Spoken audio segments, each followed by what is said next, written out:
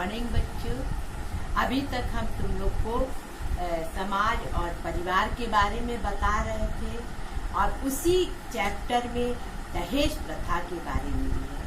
दहेज प्रथा क्या चीज है ये सब लोग जानते हैं। दहेज लड़कियों को कुछ इसे माँ बाप जो कुछ दे देते उसको दहेज ही कहते हैं, लेकिन आजकल के युग में दहेज के नाम पे लड़कियों को दबाते हैं और डिमांड को पूरा करते हैं। कहते हैं हमको ये चाहिए, हमको ये चाहिए, हमको वो चाहिए।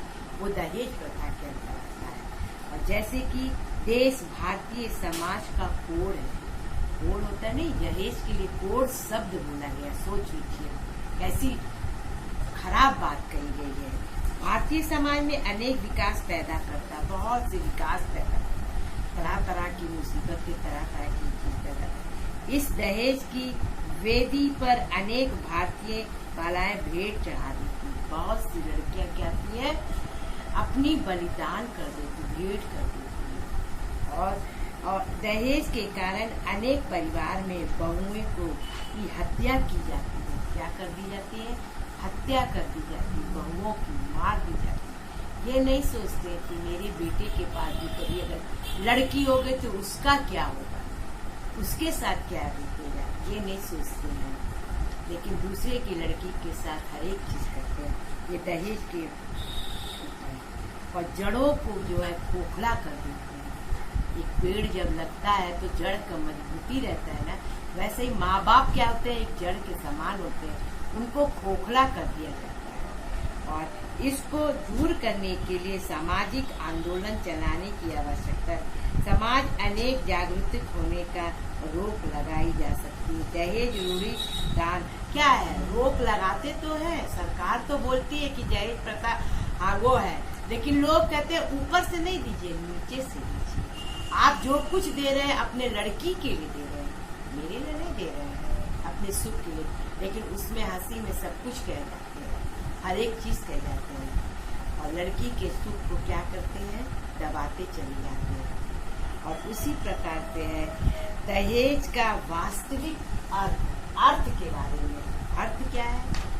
अर्थ तो जानते, किसी चीज की मीनिंग निकालना, उसी को अर्थ कहते हैं। जैसे साधारण दहेज का अर्थ वो धन, वस्तु एवं संपत्ति से होता है जो कन्या पक्ष की ओर से वर पक्ष को विवाह में समय दी जाती है। क्या होता है? वर पक्ष के समय में कन्या लोग क्या करती है, पति के वर लोग को जो है दहेज के रूप में देते हैं। पैसा है, पैसा तो देना ही देना, अभी कम नहीं, पैसा लाखों में बात करते हैं।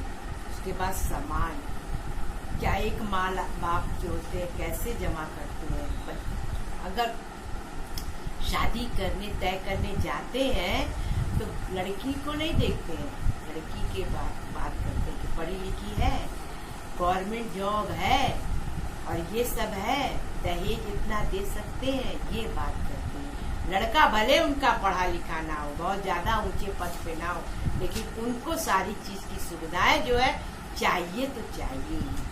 उसी प्रकार जो है दहेज प्रथा के अनेक कार्य जो है बताए जाते हैं।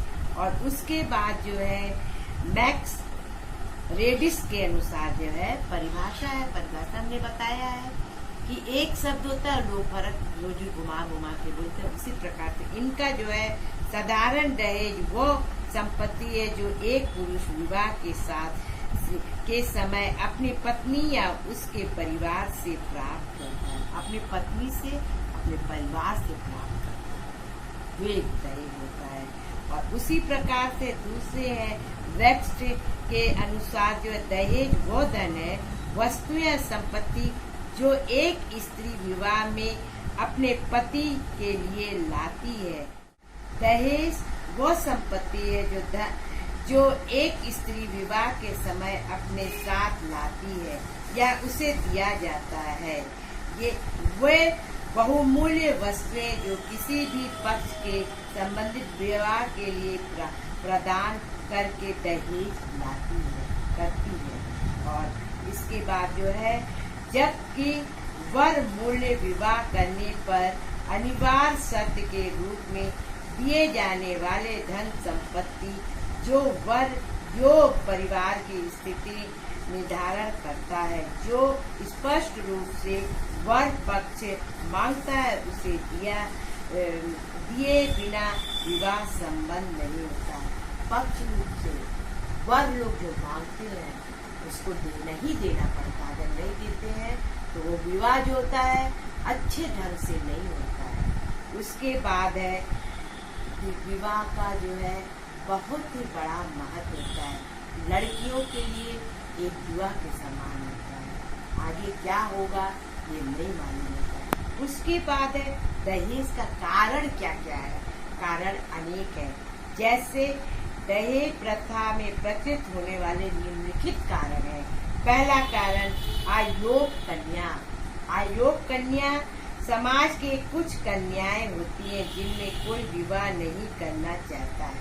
क्या होता है समाज में कोई ऐसी कन्या होती है जो विवाह करना नहीं चाहता है। क्यों?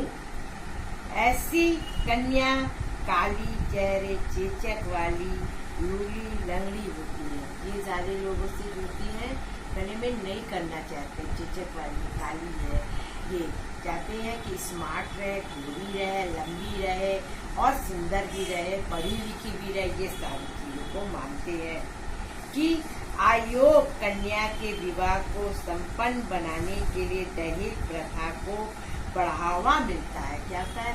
बढ़ावा मिलता है। दूसरा पॉइंट है जाति प्रथा। जाति प्रथा बहुत है। जाति प्रथा का प्रचलन के कारण दहेज प्रथा को बल मिलता है। जाति प्रथा को एक विशेषता अंता विवाह कहते हैं। इन नियमों के अनुसार एक जाति के व्यक्ति अपनी जाति में ही विवाह कर सकता है। स्पष्ट कि इस नियम के कारण विवाह का क्षेत्र सीमित हो गया है। जब कन्या के लिए योग मिलना कठिन हो जाता है तो वर पक्ष कन्या पक्ष मनमानी धन राशि वसूल करता है। कन्या पक्ष इसी कारण कन्या जन्म के पश्चात धन एकत्र करना आरंभ कर देता है। मतलब दहेज मतलब ये जाता है जब लड़कियां पैदा होती है तभी माँ बाप जो रहते हैं उसी समय से कन्या के लिए पैसा जमा कर ले।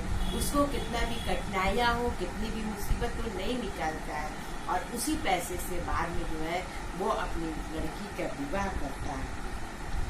और दहेज प्रथा को बढ़ावा मिलता है। क्या होता है? दहेज प्रथा के बढ़ावा।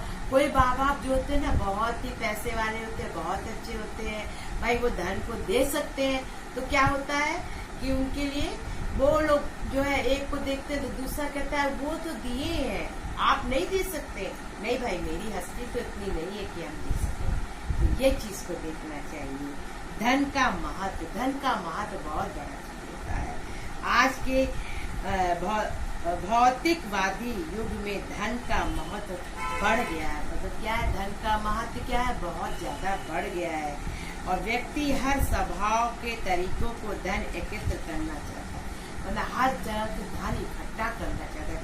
धन के बिना कोई भी कार्य नहीं होता है। धन एकत्र करने का एक तरीका वर मूल्य वसूल करना। धन का बढ़ावा हुआ महत्व दहेज प्रथा की प्रोत्साहन देता है। क्या करता है? प्रोत्साहन देता है। धन जो है इकट्ठा करना, इसीलिए जो है लड़कियों को खास तौर से पॉकेट मनी मिलता है तो उसमें से पैसा जमा करना। नौकरी करती है तो उसमें से पैसा जमा करना चाहिए, सारा खर्च नहीं कर देना चाहिए। तीसरा पॉइंट है अनुलोम विवाह। अनुलोम विवाह जो होता है हिंदुओं के अनुलोम विवाह वो प्रथा है। कन्या का पिता अपने कन्या का विवाह अपने ही उत्तम कुल में करना चाहता है। अपने ही जाति प्रथा जैसे देखिए अपने ही जाति में करना चाहता है कि भाई हम जो है ब्राह्मण है तो ब्राह्मण में करेंगे, हम छोटे कास्ट के हैं तो छोटे कास्ट, तो ये चीज करना चाहता है। और इस कारण समाज में उच्च कुल में वर प्राप्त करने की प्रतियोगिता सी हो जाती। वर प्राप्त करने में लड़कियां लड़के को खोजना, लड़कियों को खोजना कि इसके लायक कहाँ से हम लाएंगे, कैसे करेंगे, ये सारी समस्या पैदा होने लगती है। और उसके बाद जो है समस्या पैदा हुई। सामाजिक प्रथा पॉइंट है ये। दहेज प्रथा जाति प्राचीन सामाजिक प्रथा है। क्या है? प्राचीन काल से चला है। प्राचीन काल में बहुत ज्यादा नहीं लेते थे, ये जो होता था। उसके बाद जो है विशेष रूप से माता पिता के लिए कन्याओं का विवाह करना तो पाप पूर्ण माना गया है। और इसके बाद जो है दहेज प्रथा अति प्राचीन सामाजिक प्रथा है। अधिकतर लोग दहेज प्रथा का अनुपालन इसलिए करते हैं कि ये एक सामाजिक प्रथा है। दहेज ना देना समाज में हीन दृष्टि से देखा जाता है। हीन दृष्टि में बुरी निगाहों से देखा जाता है। बहुत से लोग नहीं मांगते हैं भाई कि हमको दहेज नहीं चाहिए, लेकिन बाद में क्या करते हैं, वो बड़े हीन निगाह से जो है बहुओं को देखते हैं और कुछ बुरा के कहते हैं, बोलते हैं, जिसको लड़कियों को टॉर्चर करते हैं। और लड़की जो समझदार होती समझ जाती है कि हम दहेज नहीं लाए हैं तो इसलिए हमको ऐसा हो रहा है। और सामाजिक प्रथा देश में दहेज प्रथा में अति प्राचीन सामाजिक प्रथा है। अधिकतर लोग दहेज प्रथा का अनुपालन इसलिए करते हैं, इससे एक सामाजिक प्रथा दहेज ना देना समाज में हीन दृष्टि देखी जाती है। दूसरा पॉइंट है बाल विवाह। बाल विवाह का वो होता है जो बचपन में क्या करते हैं, बच्चों की शादी कर देते हैं लड़कियों को देख के, ये बाल विवाह में आता है। और बाल विवाह के प्रचलन के कारण भी दहेज का प्रोत्साहन मिलता है, क्योंकि लड़का या लड़की इतने छोटे समझदार होते हैं और ये अपनी अनुचित नहीं सोच सकते हैं। माँ बाप ना समझदारी का लाभ अपने सामर्थ्य पे उठाकर मन माफी दहेज प्राप्त करने का प्रचलन कर लेते हैं। इसी में बाल विवाह में कर लेते हैं। और जब प्रचलन में कर लेते हैं, न लड़की को मालूम रहता है न लड़कों को मालूम रहता है। क्या होता है बाद में, जब मान लीजिए लड़का बहुत अच्छे पोस्ट पे चल जाता है, लड़की नहीं पढ़ी रहती है, कम पढ़ी रहती है, क्या करता है लड़का जो होता है छोड़ देता है। या लड़की बहुत अच्छे पोस्ट पे चली जाती है, लड़की छोड़ देती है, कहती कि नहीं करते। तो ये बाल विवाह जो है नहीं करना चाहिए। पहले जमाने में होता था, अब जो है इसको जो है इसका प्रचलन कम होता चला गया है। उसके बाद कन्या वध प्रथा। कन्या वध प्रथा क्या होता है? कन्या को क्या कहते हैं? भारत में दहेज प्रथा के कारण कन्या वध प्रथा प्रचलित हो गई है। जो व्यक्ति वो समझते थे कि वे अपनी कन्या को दहेज धनराशि जुटा रहे हैं, वो अपनी कन्याओं का जन्म होते ही वध कर दिया करते हैं। इस प्रकार से समाज का कन्या वध प्राप्त चलती है। उसके बाद आत्महत्या। क्या होता है आत्महत्या? जानते हैं, जो मर जाते जल्दी से। और कन्याओं लोग को जल्दी क्या करते, जहर में रहते, वो बेचारी जब टॉर्चर होती चली जाती है तो आत्महत्या कर लेती है। उसके बाद क्या होता है, दहेज प्रथा के कारण कुछ निर्धन व्यक्तियों के कन्याओं का विवाह नहीं हो पाता है। कभी कभी दहेज मिलने के कारण वर का पिता बारात वापस भी ले जाता है। क्या होता है, इतनी लालची होती है कि अपनी कन्या का दहेज नहीं मिलता तो क्या करते हैं, वर को वापस ले जाते हैं, उसमें भी चुकते रहेंगे। और ऐसी स्थिति में कन्या ऐसे अन्य अपमानजनक हो जाती है। कन्या ऐसी परिस्थिति में आत्महत्या कर लेती है। क्या करती है, जब देखती है कि मेरे माँ बाप की जो है वो हो रहा है तो क्या करती है, अपमान हो रहा है तो उसकी क्या करती है, आत्महत्या करती है। और उसके बाद है अपराधों की वृद्धि। कुछ पिता धन का गमन इस कारण करते हैं। क्या कहते हैं, कुछ पिता लोग धन का गमन इस कारण करते हैं कि वे इन धन को अपनी कन्या का विवाह कर सके। क्या कर सके, अपनी कन्या का। कुछ पिता इसी कारण बेईमानी करते हैं, रिश्ता आदि लेते हैं। लोगों को कभी कभी इस कारण चोरी भी करनी पड़ती है। स्पष्ट है कि दहेज प्रथा के कारण आर्थिक परिस्थिति में वृद्धि होती है। व्यभिचार में वृद्धि एक निश्चित धनराशि न जुटा सकने के कारण कुल माता पिता अपनी कन्याओं का विवाह देर में करते हैं। जब धन नहीं इकट्ठा हो पाता है, क्या करते, देर में विवाह करते हैं। और जब लड़कियों की आय बढ़ जाती है तो वे व्यभिचार की ओर अग्रसर होती है। लड़कियों की आयु बढ़ जाती है तो वो व्यभिचार की ओर अग्रसर हो जाती है। उसके बाद पॉइंट है बेमेल विवाह। बेमेल विवाह जो है उसको क्या कहते हैं, बेमेल विवाह। कभी कभी कोई पिता अपने 16 वर्ष की कन्याओं को विवाह किसी 50 वर्ष के व्यक्ति से करने को विश्वास हो जाता है। जब पिता दहेज की धनराशि नहीं जुटा पाता है तो वो अपनी कन्या का विवाह किसी बूढ़े व्यक्ति से करने के कर्तव्यों को कर देता है। उसके बाद ऋणग्रस्त होना। ऋणग्रस्त माने मतलब पैसा उधार लेना। जब लड़कियों का विवाह होता है, कोई व्यक्ति अपनी कन्याओं का विवाह करने के लिए ऋण ले लेता है। वो कर्ज लेके अपनी कन्या का विवाह कर देता है। ये अपनी ऋणग्रस्त के जीवन भर समाप्त नहीं कर पाता। उसका जीवन जो है कष्टदायक हो जाता है।